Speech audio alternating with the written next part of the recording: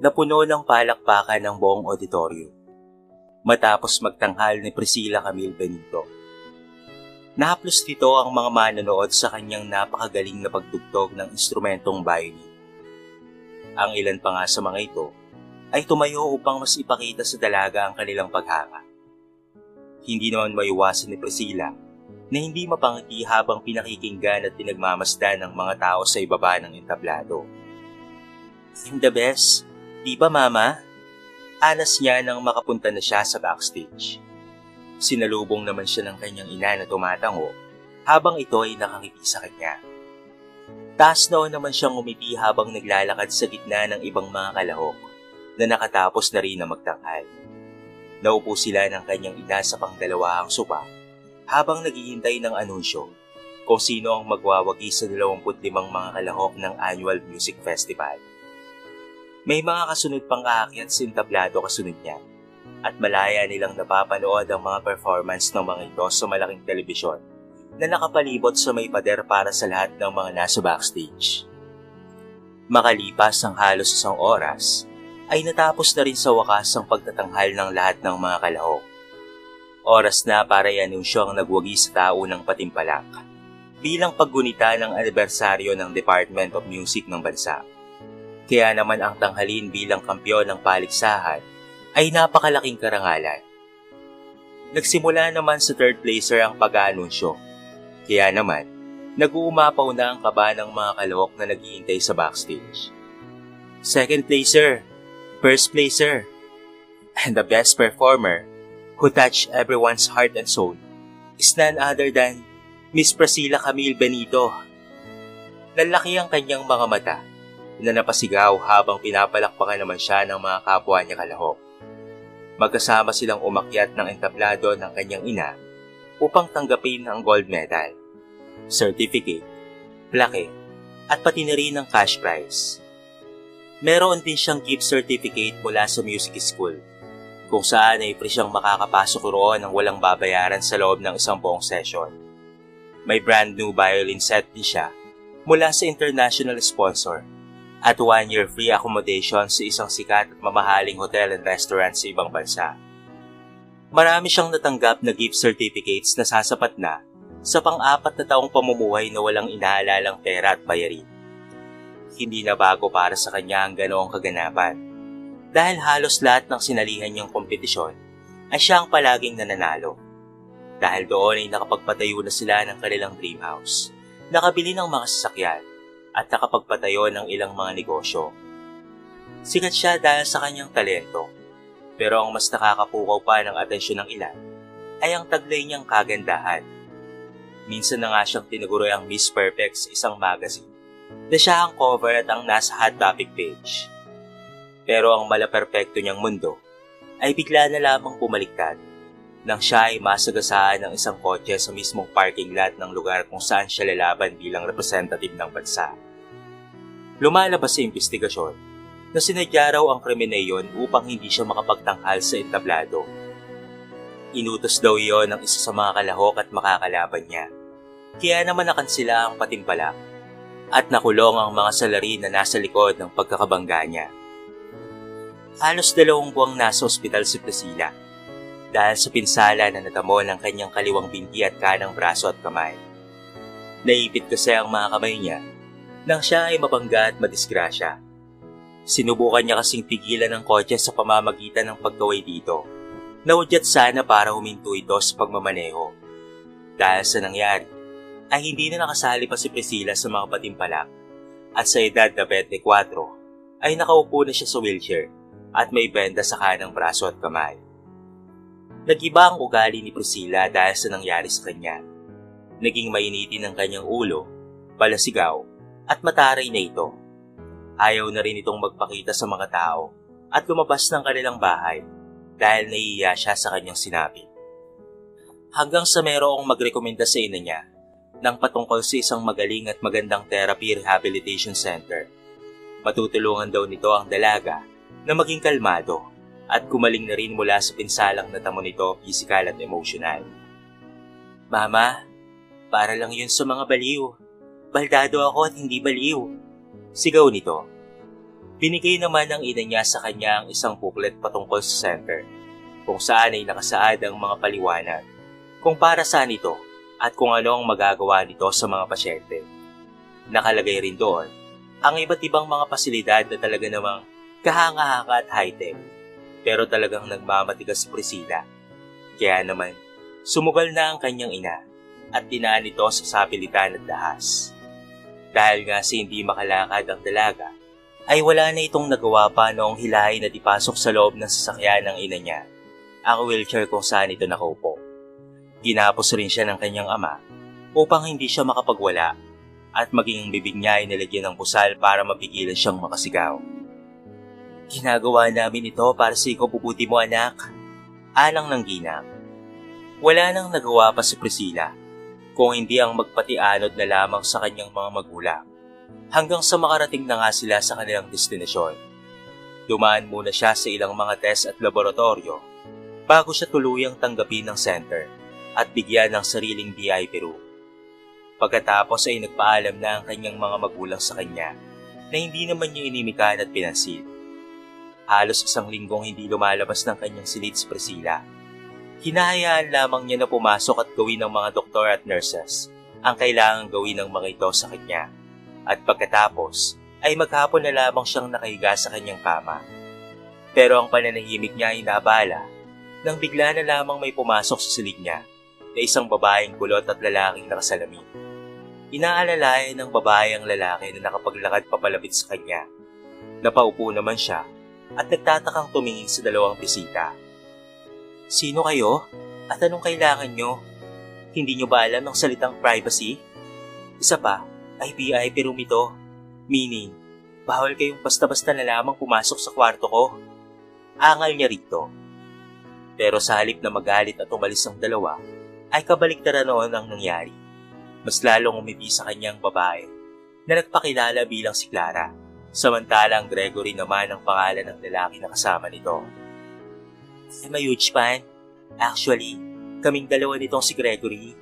Kaya naman, nang malaman namin na dito ka naka-admit, ay hindi na kami nakapagpigil pa na puntahan ka. Ani ng babae. Doon niya nalaman na may sakit pala sa puso si Clara at bulag naman si Gregory.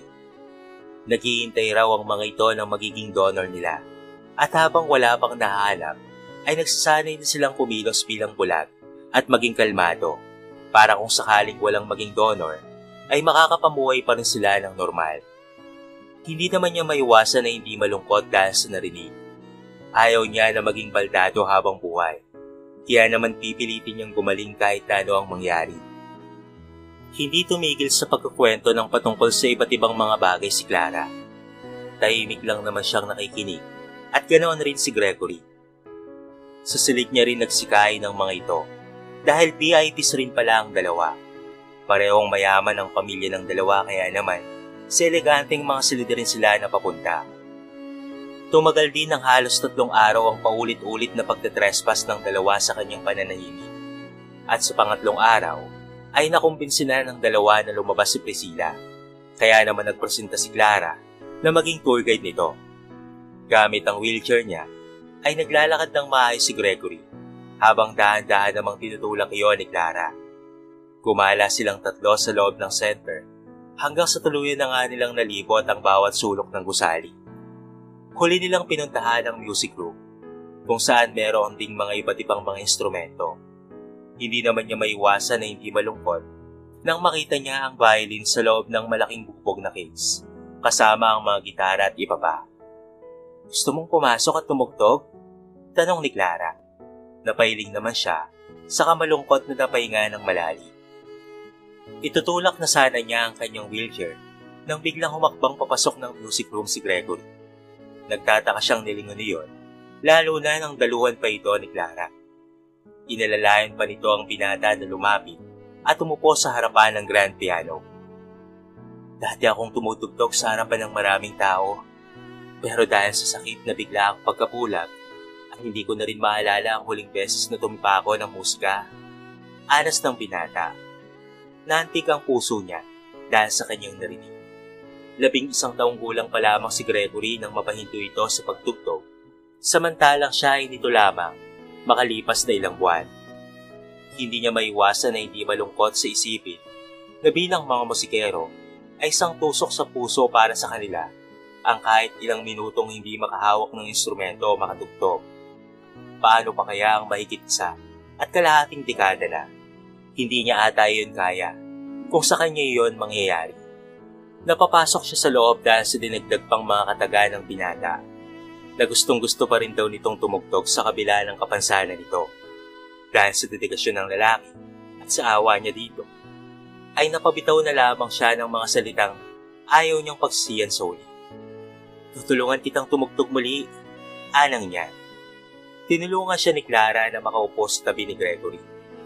Pagkatapos, gamit ang kaliwa niyang kamay, ay tinipan niya ang mga keys ng grand piano. Basic method lamang ang ginawa niya gayong hindi pa naman niya magamit ang kanyang kanang kamay. Nang makapagpasigat siya, ay sinabi niyang ilagay ng binata ang mga kamay nito sa mga keys ng grand piano. Matagal mo nang kilala ang instrumentong hawak mo, kahit hindi mo siya nakikita, pero sa pamamagitan ng pandama mo at paglikha ng imahe ng hawak mong instrumento sa isip mo, ay magagawa mo pa rin tumugtog. Paliwanag niya. Gamit ang kaliwang kamay niya, ay nilagay niya ang mga kamay ni Gregory sa ibabaw ng mga keys ng piano. Dahan-dahan niyang pinadama rito ang mga iyon ng ilang beses, habang pinag-aaralang buhay nito ang imahe ng piano sa isip nito. Pagkatapos, ay inutusan niya itong pindutin isa-isa ang mga keys upang marinig niya ang mga pagkakaiba-iba ng mga tunog para maging kompleto na rin ang imahe nito sa isip ng binata. Paulit-ulit niyang pinagawa yun sa binata hanggang sa maalala nito ang mga nota at posisyon ng mga keys. Nanonood lang naman sa kanila si Clara na tahimik lamang na nakatayo habang nakasandal paharap sa kanila. Nang mag-anunsyo naman na oras na para sa tanghalian, ay napagdesisyonan nila na sa cafeteria na kumain. Pagkatapos ay nagpunta na sila sa kanilang mga silid para sa daily test at pati na rin laboratory examination nila. Napahinga ng malalim si Priscilla nang matanggal na ng nurse ang bandage ng kanyang mga kamay. Dahan-dahang iyong minasahe ng doktor at sinabihan siyang palaging gamitin at galawin upang bumalik ang dating sirkulo ng dugo at pati na rin ang lakas ng braso at kamay niya. Tumango naman siya bilang tugon. Sa kanya tinanong ang patungkol sa kanyang paa. Sinigurado naman sa kanya ng doktor na gagaling rin ang kanyang mga binti. Kaya naman, hindi na niya napigilan ang umiti. Kinabukasan ay maaga siyang nagising upang mag-ehersisyo. Dahan-dahan niyang itinataas baba at paikot ang kanyang mga braso, katulad ng bilin sa kanya ng doktor. Ilang beses din niyang inunan, pinukas at sara ang kanyang mga kamay upang pati iyon ay ma-ehersisyo rin. Malaki naman ang ngiti niya na kumaway gamit ang kanang kamay niya nang bumukas ang pinto at pumasok sina Clara at Gregory. Pinabati kita, Priscilla. Konting tiyaga pa at magiging maayos rin ang lahat. Anas ni Clara. Nagpapasalamat siya sa mga ito at sinabing magkakaroon rin sila ng donor para sa mga mata at puso nila. Pagkatapos ay muli silang nagpunta sa music room upang tulungang muli ang binata na makatugtog sa kabila ng kapansanan nito. Pero hindi na pagkapa sa mga keys ang pinagawa niya rito, kung hindi ay ang pagtipanan ng tamang mga chords. Dahil po nasa isip ni Gregory ang imahe ng piano, ay hindi na ito nahirapan pa na tipain ang mga nota. Pinaalala naman ni Priscilla na lagi lamang nitong pagkatiwalaan ang sarili nito at ang instrumentong kasama nito sa paglikha ng musika. Sa loob lamang ng isang linggo, ay nagagawa ng muli ng binata na makatugtog. Nagsimula ito sa mababagal na piyesa, katulad na lamang ng Kiss the Rain ni Yiruma, na talaga namang nakakakalma at masarap pakinggan. Hindi naman may iwasan ni Priscilla na hindi mapaluhan ang makitang masayang tumutugtog ang binata. Napaisip tuloy siya na kung hindi na siya makakabalik pa sa ibabaw ng entablado, ay sisiguraduhin niyang magagawa naman iyon ng iba. Masaya siya na makitang nagagawa na ni Gregory ang bagay na pinakagusto nito. At bilang isa sa mga tumulong dito na makamit o magawa nito iyon, ay hindi niya mapigilan na hindi maging proud dito. Habang gumagaling sa pagtugtog si Gregory, ay unti-unti naman ang pag-usad niya. Naigagalaw na niya ng maayos ang kanyang kanang braso at pati na rin ang kanyang kamay ngunit hindi pa lamang siya makahawak ng maigpit at maayos. Sumasailalim na rin siya sa therapy para sa kanyang paa. Kaya naman hindi na siya madalas na nakakasama kina Gregory at Clara dahil sa kanyang mga sessions. Naiintindihan naman niyo ng dalawa, kaya naman ang mga ito na ang dumadalaw sa kanya upang magkwento ng mga bagay na ginagawa at nangyayari sa mga ito. Noong sumunod na araw, ay napadaan siya at ng kanyang nurse sa ikatlong istasyon ng mga nurse at doktor. Doon ay nakabukas ang telebisyon at eksakto naman na balita ang palabas doon. Napakuyom na lamang ang kanyang mga kamay at nagngalit siya sa galit nang marinig niya na nag-apply para sa parolang babaeng mastermind sa kanyang pagkakadisgrasya. Dahil doon ay naungkat ang kalagayan niya, dahilan ng pagtingin sa kanya ng mga tao sa paligid. Napaiwas na lamang siya ng tingin sa kainutusan ng nurse niya na itulak na ang wheelchair at umalis na sila roon. Hindi na nakapag-focus pa si Priscilla dahil sa nabaltaan niyang iyon. Kahit patanungin siya ng mga nurse at dalawin ni Clara at Gregory, ay wala siya sa kanyang sarili. Nakain na naman siya ng kanyang negatibong pag-iisip at paulit-ulit na naman niyang naaalala ang nangyari sa kanya. Kinabukasan naman ay nagpunta ang kanyang mga magulang upang dalawin siya. Nakita rin daw ng mga ito sa balita ang ginagawa ng babaeng nag-utos sa sagasaan siya. Sinigurado naman ng mga magulang nila na hindi makakalabas ng kulungan ang mga salari ng kanyang paghihirap dahil mag-aapila raw ang mga ito sa korte. Hindi papayag ang ina at pati na rin ang kanyang ama na madehado ang kanilang anak. Alas 7 na ng gabi nang pilitin ni Priscilla na bumangon at maupo sa kanyang wheelchair. Hindi siya makaupo at punong-puno pa rin ng mga negatibong bagay ang isip niya. Lumabas siya ng kanyang silid at nagpunta sa music room na nasa itaas na palapag. Pagkatapos ay nilapitan niya ang bubog na lalagyan at tinitika ng napakagandang violin doon. Gusto niya iyong kunin pero hindi niya magawa dahil hindi siya makatayo upang buksan ang case. Wala na lamang siyang ibang magawa kung hindi ang mapayak habang nakatingala sa instrumentong kabiyak ng kanyang buhay. "Do you need help?" Anang ng pabilyar na boses ng lalaki. Mabilis niyang pinunasan ng kanyang mukha, ngunit nang mapagtanto niya na bulag nga pala si Gregory, ay hindi na siya nag-abala pang punasan ng kanyang mga luha. Tinanong niya ang binata kung bakit at ano ang ginagawa nito doon. Pupunta raw ito sa may chapel dahil hindi raw ito makatulog. Narinig daw niya ang tunog ng wheelchair nito, kaya naman sinundan daw siya nito. "Huwag kang magmadali, at least ikaw, may pag-asa ka pang gumaling. Ako, wala pang donor hanggang sa ngayon." Ani nito. Dahil sa tinura ng binata, ay napaiyak na muli siya. Hanggang sa hindi na niya napigilan at nakapaglabas na rin siya ng kanyang sama ng loob sa binata. Pinakinggan at pinayuhan siya ni Gregory, hanggang sa kumalma at tumahan na siya. Nagpasalamat naman siya rito. Sa kanya ito tinulungan na makaupo sa may grand piano. Inalayan naman siya ng binata ng isang musika upang tuluyan ng mapawi ang kanyang kalungkutan. Pagkatapos ay sabay silang bumalik sa kanilang mga silid at mahimbing nang nakatulog. Kinaumaga ay nagising si Priscilla dahil sa maagang pagbubulabog ni Clara. Hindi nito kasama si Gregory kaya naman kaagad siyang napabangon dahil sa sobrang pagtataka. Tinanong niya ito kung ano ang nangyari at nasaan ang binata. Pero isang payak ng ngiti lamang ang tinugon nito sa kanya. Mas lalo tuloy siyang nagtaka, kaya naman pinilit na niya ang dalaga na magsalita. "Priscilla, may good news ako sa iyo. May donor na si Gregory. Ililipat siya ng ospital dahil komplikado ang kondisyon niya." Tugon nito. Napatango at ngiti naman siya rito. Sa wakas ay makakakita na rin ang binata at masaya siya para dito. Nabuhayan tuloy siya ng loob at napasabi sa sarili na magsusumikap rin siya na gumaling. Para sa muli nilang pagkikita, ay nakatayo na siya. Sumagi rin si isipan niya na baka balang araw ay magkasama na silang tumutugtog sa entablado kaharap ang mga mananood. Matapos nilang makakain ng lunch, ay nagpaalam na si Clara na babalik na sa silid nito. Siya naman ay nagpunta sa therapy room niya upang muling ipahilot ang kanyang binti.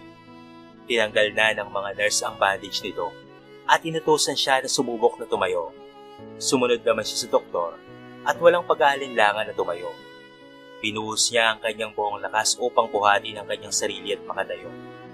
Pinalakpakan naman siya ng mga nurse nang magawa niyang makatayo sa kabila ng kirot at hirap na kanyang nararanasan. Pagkatapos, ay nagpunta sila sa isang silid na may mga railings o bakal na hawakan na ginagamit pang suporta upang makatayo at makalakad ang mga katulad niya. Pinuwesto siya ng nurse sa pagitan ng mga bakal na hawakan upang pasubukan niya ito. Hindi naman siya nagdalawang isip na kumapit doon at hilahin ang sarili patayo. Dahan-dahan mong iakbang ang iyong mga paa, sabi ng doktor. Ginawa niya ang sinabi nito at dahan-dahan na inihakbang ang kanyang mga paa. Hindi naman niya maiwasan na hindi mapaungol dahil sa sobrang sakit nang itapak niya ang kanyang paa at subukang iakbang ang isa pa. Napakagat siya sa kanyang ibabang labi upang pigilin ang sarili na makalikha ng anumang daing. Pinapaliwanag naman ng doktor sa kanya na normal lamang iyon at kasama talaga sa sakit at kirot upang muling makatayo. Hindi na mabilang ni Priscilla kung ilang beses siyang nadapa at napasalampak sa sayo habang nagsasanay na makalakad muli. Pero lahat ng iyon ay baliwala sa kanya dahil determinado na talaga siyang maging maayos at makabalik muli sa industriya ng musika sa lalong madaling panahon. Wala siyang ibang ginawa kung hindi ang magpunta sa therapy room pagkagising pa lamang niya sa umaga at hanggang maghapon. Dahil doon ay hindi na sila nagtatagpo ni Clara at nakalimutan na rin niya ito. Hanggang sa isang umaga ay bigla na lamang siyang nagising dahil sa komosyon sa labas. Rinig niya ang mga ingay ng mga nurse sa labas na para bang abala at natataranta. Tumawag naman siya sa mga ito upang magpatulong na makababa sa kama at makaupo sa wheelchair na naiwan sa may lamesa, ilang metro ang layo mula sa kanyang kama. Susuko na sana siya nang walang tumugon at pumunta sa kanya upang tulungan siya. Nang maya-maya, ay biglang narinig niya ang pangalan ni Clara. Patient Clara Rojas, room VIP number 7. Sa pagkakataon na yon, ay bigla na lamang siyang nakaramdam ng kaba at takot. Pinilit niya na bumangon at bumaba sa kama. Hindi na niya pinansin pa ang sakit at hirap na namumutawi sa kanyang paa at naglakad na siya papunta sa may pinto. Nakalimutan na rin niya ang patungkol sa wheelchair niya at paika-ika na lamang siyang naglakad papalabas upang puntahan ang kanyang kaibigan. Nakita naman niya na hindi mapakali ang mga nurse na pabalik-balik palabas at papasok sa silid ni Clara. Hindi rin siya pinapansin ng mga ito kahit pa tumawag siya at magtanong kung ano ang nangyayari. Kaya naman siya na lamang ang naglakad papunta roon. Napatakip na lamang siya sa kanyang bibig gamit ang kanyang mga palad nang makita niya mula sa nakabukas na pintuan ang sitwasyon ng kanyang kaibigan. May mga nakakabit dito ng mga aparato habang pilit itong nire-revive ng doktor. Hindi niya maiwasan na mapaiyak dahil sa napapanood niya hanggang sarado na ng nurse ang pintuan. Wala siya sa kanyang sarili na naglakad papunta sa music room. Tulala siya at malayo ang nililipad ng kanyang isip. Natauhan na lamang siya nang may sumagi sa may balikat niya na isang pasyente at nakitang nasa tapat na pala siya ng music room. Napatingin din siya sa kanyang mga paa at mas napaiyak na lamang siya nang mapagtanto niya na nakapaglalakad na pala siya. Hindi pa man maayos na maayos, pero at least ay nakakatayo at nakakalakad na siya. Pumasok siya sa loob ng music room at lumapit sa bubog na lagayan. Pinagmasdan niya muna ng ilang minuto ang violin sa loob noon at matapos ng ilang malalim na mga hingal, ay kinuha niya ang instrumentong kabiyak ng kanyang buhay. Hindi niya mapigilan na umagulgol nang mahawakan niya ang katawan ng instrumento. Para siyang bata na nangulila sa kanyang ina. Pakiramdam niya ay miss na miss niya iyon, kaya naman iyakap niya ang violin at ilang minutong nagtagal sa ganong posisyon habang umiiyak. Matapos ang ilang minuto, ay kumalma na nga rin siya. Pinosisyon niya ang violin sa kanyang balikat at pumwesto siya ng maayos. Pagkatapos ay sinimulan niyang ilapat ang fiddlestick sa mga string at hinayaan niya ng kusang tumipa ng mga nota ang kanyang kamay. Sa unang pagkakataon mula nang siya ay maaksidente, ay nakatugtog na muli siya. Walang tigil ang kanyang mga luha sa pagtulog habang nag-i-enjoy sa pagtugtog ng musika na matagal na niyang hinahanap-hanap. Matapos tumugtog ng ilang piyesa, ay lumabas na siya ng music room. Bit-bit ang violin. Nagpunta siya sa silid ni Clara na ngayon ay payapang nakahiga at natutulog. sa tulong ng mga aparatong nakakabit sa katawan nito. Pumwesto siya sa may tabi nito, saka siya tumipas sa sarili niyang gawang tono at musika na inaalay niya sa kanyang kaibigan na walang ibang ginawa kung hindi ang pasayin at bigyan siya ng pag-asa. Hindi naman maiwasan ng ilang mga nurse at doktor na mapatigil at manood sa kanya nang mapadaan ang mga ito sa silid ni Clara. Hinayaan naman nila siya na gawin iyon hanggang sa kumalma siya at mapagod. Mabilis ang naging recovery ni Priscilla. Nagawa na niyang makalakad ng maayos sa loob lamang ng ilang linggo. Pero sa mga araw na dumaan na iyon, ay hindi pa rin nagigising si Clara. Araw-araw din niyang inaalayan ng musika ang kanyang kaibigan. Nagbabakasakali na makatulong ang musika na gumaling at magising ito. Wala na rin siyang balita patungkol kay Gregory. Kaya naman hindi niya maiwasan na hindi maging malungkot, lalo na nang dumating ang araw ng kanyang paglabas. Pinabati ka namin, Miss Priscilla. Matagumpay mong nalampasan ang napakahirap na yugto ng iyong buhay. Naging matapang ka at nagsikap na muling makatayo at proud na proud kaming lahat sa iyo. Malugod ka naming tatanggapin muli upang dumalaw sa pasilidad at hangad namin ang iyong tagumpay at muling pagbabalik sa industriya ng musika. Bati sa kanya ng doktor. Nagpaalam at nagpasalamat naman siya sa lahat ng mga ito at sinabing tutulungan niya ang pasilidad upang mas marami pa itong matulungan. Nagpili na rin siya na huwag nilang pababayaan si Clara at palagi siyang bigyan ng update ng mga ito patungkol sa kaibigan. Matapos naman niyang marinig ang pangako ng mga ito, ay nagpaalam na siya at sumakay na sa sasakyan. Nang makapahinga na si Priscilla, ay nasikaso na niya ang muli niyang pagbabalik. Tinulungan siya ng kanyang mga magulang na magkaroon ng sarili niyang recital auditorium. At ang balitang iyon ay mabilis na kumalat at naagaw ng atensyon ng lahat. Naging hot topic siya sa mga balita sa telebisyon, dyaryo, at pati na rin sa mga social media. Sa kaunting panahon ay nabili at naubos na ang ticket ng kanyang mini-concert, dahilan kung bakit nakaramdam siya ng kaba. Handa na ang lahat, Miss Priscilla. Anang ng lalaki na head ng production team niya. Tumango siya rito at muling tinignan ang ayos at disenyo ng buong entablado. Isang araw na lamang ay tutugtog na muli siya sa harapan ng maraming tao. Kaya naman, mas kinakain na siya ng kaba. Hindi rin niya nakalimutan na bigyan at padala ng imbitasyon sina Clara at Gregory na nagpapagaling pa rin sa bagong ospital na nilipatan nila.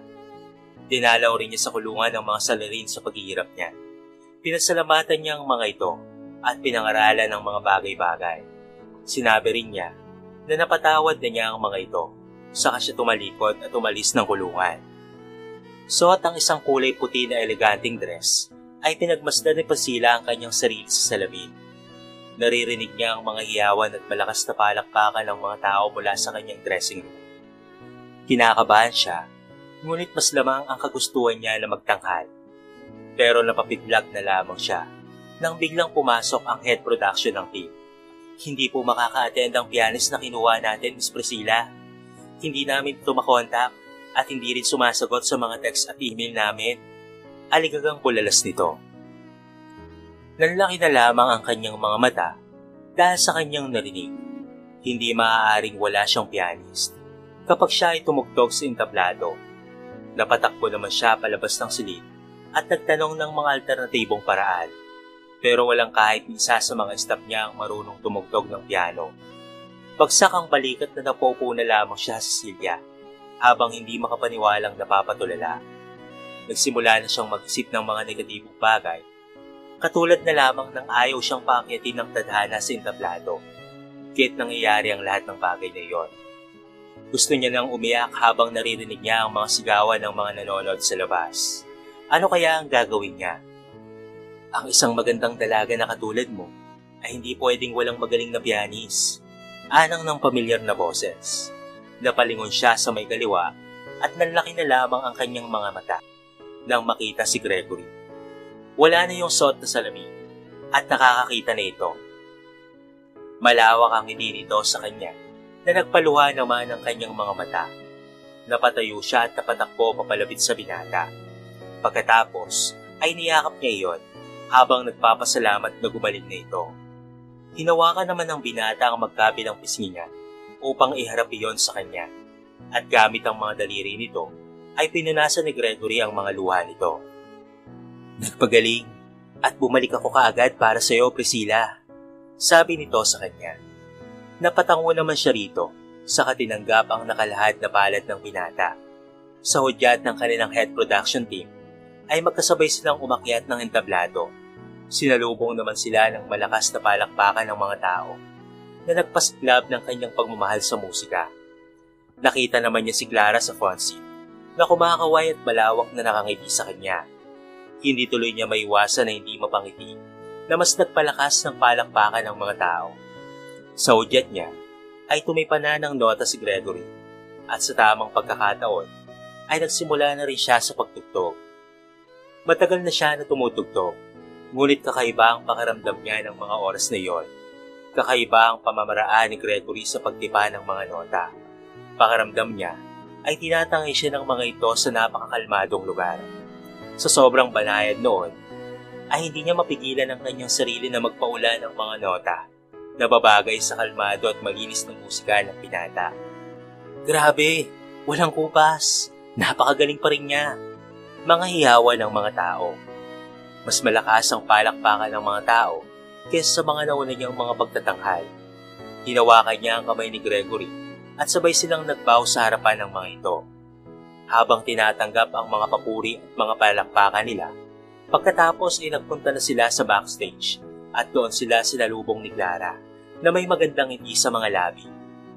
Pinati sila ng mga staff at ng mga magulang niya sa matagumpay nilang pagtatanggal. At dahil sa nakompleto na muli silang tatlo, ay nagkayayaan silang kumain sa labas. Mabilis na kumalat sa social media at telebisyon at pati na rin sa mga dyaryo ang kombinasyon nilang dalawa. Muling naungkat ang pangalan ni Gregory Teniente, ang pinakabatang nagtanghal sa ibang bansa bilang representative ng singing at musika sa edad na 6 na taon. Naging laman sila ng balita at agad na binansagan bilang Golden Duo. Sa pagtutulong-tulong nilang tatlo, ay nakapagpatayo sila ng foundation na tutulong sa mga kabataan na may kapansanan na gusto pa rin tumugtog at matuto ng musika. Tinulungan rin nila ang Therapy Rehabilitation Center na magkaroon ng music session para sa mga pasyente na katulad nila. Pagkatapos ay nagtuloy-tuloy na ang pagsasama nila Gregory at Priscilla sa mga pagtatanghal. Habang ilang beses na sinisigurado na mauuwi nila ang kampyonato. Hanggang sa isang araw, habang tahimik na nagsusulat si Priscilla ng sarili niyang musika, ay bigla na lamang tumawag si Clara. May nangyari daw kay Gregory. Kaya naman mabilis siyang umalis at nagpunta sa Therapy Rehabilitation Center. Pagdating doon, ay dumiretso kaagad siya sa music dahil nagtuturo raw si Gregory sa ilang mga pasyente nang bigla na lamang itong mahilo at mawala ng malay. Pagpasok naman niya, ay kabaliktaran noon ang nangyari. May mga petals sa sahig at ang mga pasyente na tinutukoy ni Clara ay may mga hawak na bouquet ng bulaklak habang si Clara naman ay nasa dulo malapit sa binata. May hawak itong tarpaulin na may nakasulat na, "Will you be my girlfriend?" Nag-uunahan naman na tumulo ang kanyang mga luha nang magsimula ng tumugtog ng piano si Gregory. Sumenyas naman sa kanya ang dalagang kaibigan na lumapit sa kanila na mabilis naman niyang sinunod. Habang naglalakad siya palapit sa mga ito, ay binigay sa kanya ng mga kabataan ang hawak ng mga ito ng mga bulaklak. At nang magtagumpay siya, ay tumigil sa pagtugtog si Gregory at ito ay tumayo. Hinawakan nito ang kanyang mga kamay at malawak na ngumiti. "Ikaw ang nagturo sa akin na muling mangarap, Priscilla. Noong unang beses ng ating pagtatagpo, ay nahulog na kaagad ako sa iyo kahit hindi pa kita nakikita. Dahil nararamdaman ka naman ng puso ko. Sasamahan kita na tumugtog sa lahat ng pangarap mo. Mahal na mahal kita, Priscilla. Will you be mine?" Sad nito, tumango naman siya ng sunod-sunod at patuloy na tinapon ang sarili sa binata upang yakapin ito. Pinalakpakan naman sila ng mga tao na naroon at binati sa kanilang bagong relasyon. Masaya naman siya na tinanggap ang mga iyon habang hindi pa kumakalas sa pagkakayakap sa binata. Hindi hadlang ang kapansanan at hirap kung porsigido ka talagang abutin ang iyong mga pangarap. Ika nga nila ay palaging may paraan kapag gusto. Huwag tumigil na mangarap at sumubok. Ang buhay ay talagang pabago-bago, ngunit madalas na nasa mahirap na sitwasyon. Pero hindi ka makakaalis sa hirap at kahit sa sakit na iyon, kung wala kang gagawing paraan, patuloy ka lamang ng mangarap dahil libre lamang iyong gawin. Pero dapat ay palaging may kasamang gawa.